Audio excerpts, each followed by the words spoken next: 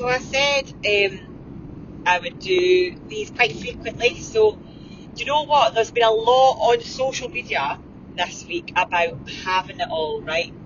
So the post was, it was one of my friends, Jenny, that posted it actually, and it was about, like, recently in society we've been all about having it all.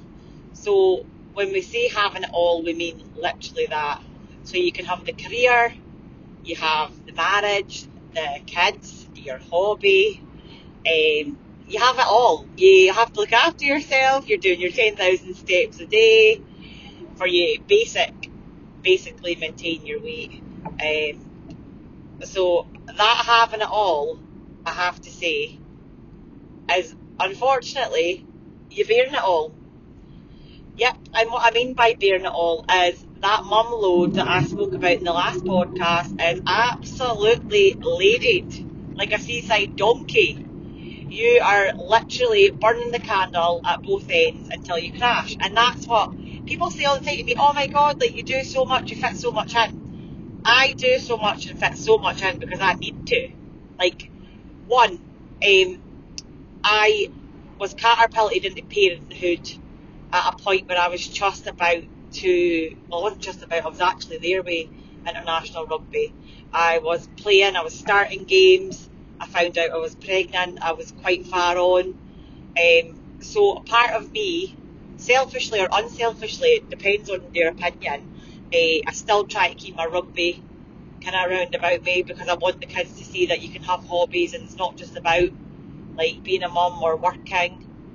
But by me wanting to have it all, I have to fit in crazy amounts. So I have to fit in my working week around about the kids' hobbies because obviously that is a priority. But I also have to do all the mundane stuff like the food shop. My hubby does help me a lot with like the chores. He does the dishwasher and stuff. But we do still have to have all, like I have to get ready at stupid o'clock either at night or in the morning to even remotely be able to have it all. So I guess what we're all talking about is the same thing. Yes, men have got careers and men can do their hobbies. It's just not the same thing. Because we're expected as women to work like we don't have children. We're also expected to live like we don't have children. I mean, you're meant to be a good pal. You're meant to be a good mummy. You're meant to be a good partner. You're meant to be a good family member and keep in touch with people. Have a hobby. Look after yourself. Make sure your house is tidy. Your kids are in the right size of clothing. Your house has got healthy snacks. Your car's clean. Your garden has to be tidy. Listen, I've gave up on the whole stupid social media idea of a perfect household. It just does not exist. Like, see everyone that's chasing that white, kind of clinical looking clean house. I'm sorry. I have got 3 kids and I was the cleanest kind of OCD person before kids. I'm sorry, a clean house is not a happy house because something has to give. If you're spending hours and hours cleaning, that's time that you're not sitting with your kids when you're not at work and not doing your hobby. So for us, and I don't know if I speak for many people, but your house has got to be the one that has to give because that's the only thing that when your kids are grown up, your job's finished, your hobbies have ended, that's the only thing that you'll be able to do anyway. So let's face it, you can park the house now. You can't really park your development of your kids or your play or your memories.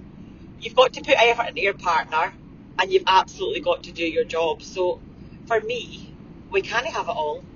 Listen, do you know what I do now? And this is hilarious because this is a strategy that I adapted when I had the 3, when they were all under 3.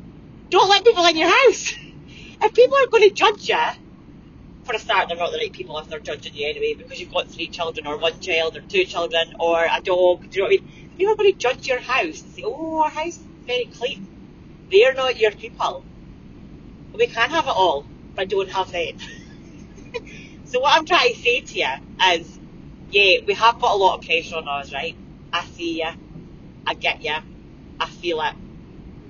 Honestly, if you ever want to be ran or like, and that's another thing, the cold water therapy for me has me added another dimension to having it all, right? Because that's my one way of being away from everything, any pressure from work, home, parenthood, even sport. It's a different thing. It's a wellness, mindfulness, anti-stress situation with surrounded by really, really supportive women. Like, do you know what? I couldn't have got by these last 3 years without some of the women that have supported me.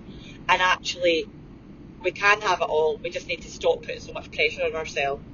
But having it all is going to look so different, for every single individual person. So some people might not even be that bothered about their career because they're focusing on being mum and being a stay-at-home mum. They want to be there full time. They're taking their kids to school. They're making them lovely home-made packed lunches. Their house is pristine. That is a priority for them. And listen, we shouldn't be shaming that either. Being a stay-at-home mum is one of the hardest jobs in the world. When I was at home for pretty much 3 years with my 3 little babies, it was the most lonely, isolating, miserable time of my life, but also amazing. It doesn't make sense because it's a contradictory statement, but like, you are literally a hefty load that you're carrying at that point. You're lonely. You literally are like clock watching until your partner comes in just so you can go and have a pee in peace, or just to go and take a decompressed breather. So yeah, this is a follow-up really from what I said last time about that kind of mum load and having it all. And this is by no means shaming on anyone. Listen, I very much get that I put pressure on myself because I want the career. I want to be a good mummy for my kids. I want to play sport. I cold water swim. That's my truth. That's my life. It's not going to suit everybody. It kind of is me putting a lot of pressure on myself, but you have to understand why people are doing that. Because when you're a parent, you lose yourself a little bit. Like, there's so much focus on the children's needs that sometimes you do get a bit lost, and that's what leads to low mood and burnt outness and tiredness and frustration, a little bit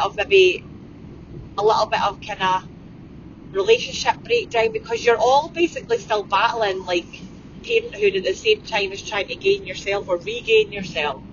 So the reason I do it is because I've learned that what doesn't work for me is me not doing a sport or not having some time out to myself, just focusing 100% on being a social worker and being a mum. That is not enough for me. Like, I know it sounds really, really selfish, but it's just not enough for me. I have done high performance rugby. I feel like I'm quite a high performer. I've done well in my job. So to sit down every night after work and when the kids are in bed, I do want to go and train, and I do want to go a cold water dip, because actually focusing on the house and sitting down on my ass, it isn't there for me. But about having it all, you have to obviously be honest as well. So if there's catalysts that are stressing me out, right, my house stresses me out, until I decided, actually, does it really stress me out, or am I actually trying to keep other people happy? And I'm not mentioning anyone's names because it's just not what I'm about, but we shouldn't be in this clinical, perfect life. Do you know what? Do you know what's lovely? Imperfect people. People that are like, come into my house. Oh, excuse the mess. Like, they're not really that bothered. They're just like, come and get a cup of tea, move the kids' toys, move the blankets about. Sorry about the mess. I had it tidied last week, you missed it, sorry. Like, that is where we should be striving as women and females and mums and professionals and whatever. I'm telling you this now, you'll never get any shaming from me. Love you, bye.